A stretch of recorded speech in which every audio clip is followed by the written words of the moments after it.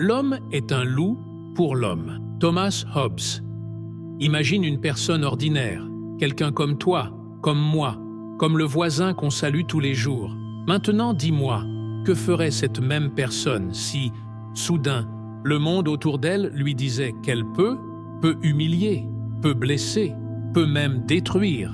L'histoire ne manque pas d'exemples. Des hommes bons, des pères aimants, des citoyens honnêtes qui, dans des conditions spécifiques, se sont transformés en quelque chose qu'ils ne reconnaîtraient même pas dans un miroir. Ce n'est pas une théorie, c'est de la psychologie pure. L'effet Lucifer est réel, et il ne choisit pas ses victimes. Il corrompt n'importe qui. T'es-tu déjà demandé comment un soldat ordinaire, élevé avec des valeurs, peut torturer un prisonnier sans ressentir de remords?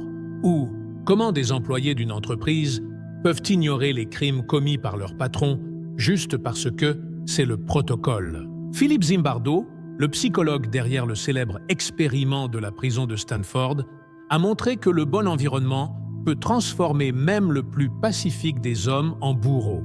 Et le pire, il n'aura pas besoin d'un démon murmurant à son oreille. Il suffit que le système dise « c'est normal », mais ne pense pas que cela n'arrive que dans des situations extrêmes, comme les guerres ou les dictatures. C'est dans ton quotidien, au bureau où le chef intimide ses subordonnés et que personne ne dit rien, à l'école où des élèves harcèlent un camarade et que le public rit au lieu de le défendre. La cruauté ne naît pas monstre, elle est permise peu à peu jusqu'à ce que le normal devienne incontestable. Friedrich Nietzsche a averti, celui qui lutte contre des monstres doit veiller à ne pas devenir un monstre lui-même. Et il ne parlait pas de méchants de fiction, il parlait de toi, de moi, de nous tous, car la frontière entre héros et bourreau n'est pas fixe, elle danse au rythme de la musique que le pouvoir joue.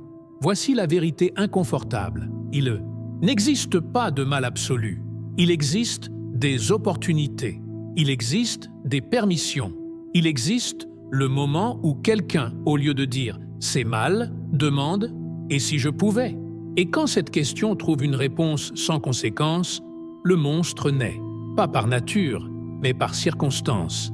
Pense à l'Allemagne nazie. Des médecins qui avaient juré de sauver des vies signaient des documents pour exterminer des innocents. Comment? Parce que l'idéologie leur disait que ces vies ne valaient rien.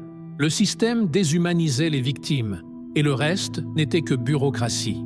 Hannah Arendt a appelé cela la banalité du mal. Rien de grandiose, rien de démoniaque, juste des gens ordinaires commettant des horreurs parce que personne ne les en a empêchés. Et pas besoin d'aller si loin. Combien de fois as-tu entendu des phrases comme « c'est juste une blague »,« il l'a mérité »,« tout le monde le fait ». Ce sont de petites justifications pour des actions qui, cumulées, créent des cultures d'oppression.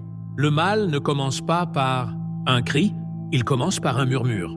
Stanley Milgram l'a prouvé dans les années 60. Son expérience a montré que 65% des gens ordinaires administreraient des chocs électriques mortels à un inconnu, juste parce qu'une autorité en blouse blanche le leur ordonnait. Pas de haine, pas de folie, juste une obéissance aveugle. Qu'est-ce qui nous sauve, alors? La conscience, le courage de douter des ordres, le refus de traiter autrui comme un objet. Viktor Frankl, survivant de l'Holocauste, a écrit que, entre le stimulus et la réponse, il y a un espace. Dans cet espace réside notre pouvoir de choisir. C'est dans cet espace que l'humanité vit ou meurt. Alors, quand tu verras une injustice, n'attends pas les héros. L'héroïsme, c'est juste le nom qu'on donne quand quelqu'un décide de ne pas suivre le courant. Le bien n'est pas passif. C'est un choix quotidien, fait par ceux qui savent que les monstres ne tombent pas du ciel. Ils sont construits, brique par le silence des autres. Alors, regarde autour de toi, regarde-toi et réponds. Dans quel monde es-tu en train de contribuer à construire?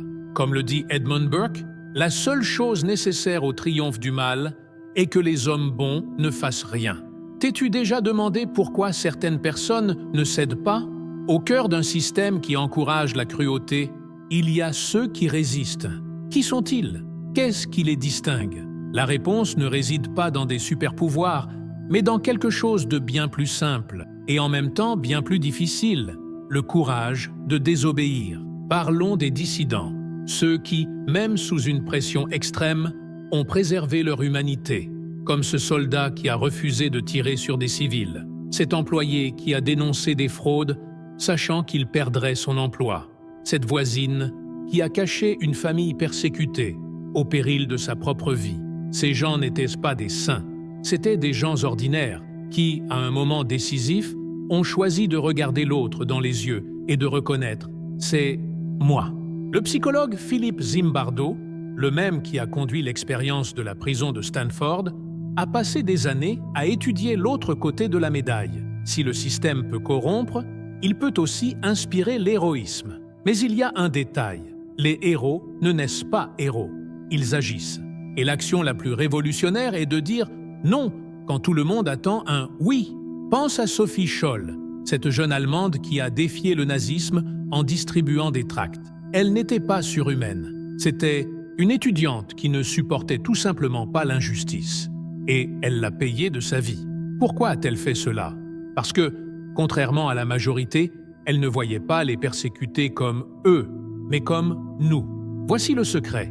La déshumanisation est le premier pas vers le mal. Si tu parviens à voir l'autre comme une personne, il devient beaucoup plus difficile de lui faire du mal. C'est ainsi que des tortionnaires ont refusé de continuer, que des juges ont défié des dictatures, que des lanceurs d'alerte ont exposé des crimes d'entreprise.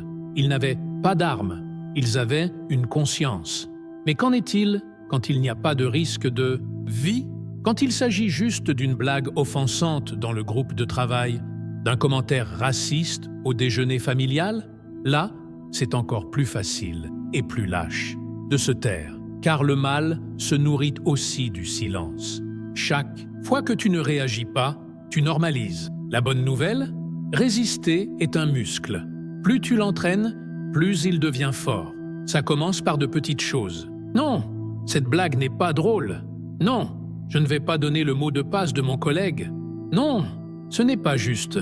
Ce sont des actes minimes qui, additionnés, érigent des barrières contre la barbarie. Martin Luther, King Jr. le savait. Il n'a pas combattu le racisme par la violence, mais par une fermeté inébranlable. Et il a dit quelque chose de génial. Ce qui m'inquiète, ce n'est pas le cri des méchants, mais le silence des bons. Car, en fin de compte, ce ne sont pas les monstres qui définissent une société. Ce sont les gens ordinaires qui décident jusqu'où le monstre peut aller. Alors, la question qui reste est, entraînes-tu ton muscle de la résistance ou laisses-tu les autres décider à ta place? L'effet Lucifer n'est pas une condamnation, c'est un avertissement, un rappel que l'obscurité habite chaque être humain, mais la lumière aussi, et elle n'a besoin que d'une chose pour triompher, quelqu'un prêt à l'allumer. Es-tu prêt à être cette personne? Si ce contenu vous a fait réfléchir, ne le laissez pas se perdre dans l'algorithme. Cliquez sur « J'aime » et abonnez-vous pour d'autres analyses profondes. Votre action, aussi petite qu'elle puisse paraître, fait une différence. À la prochaine.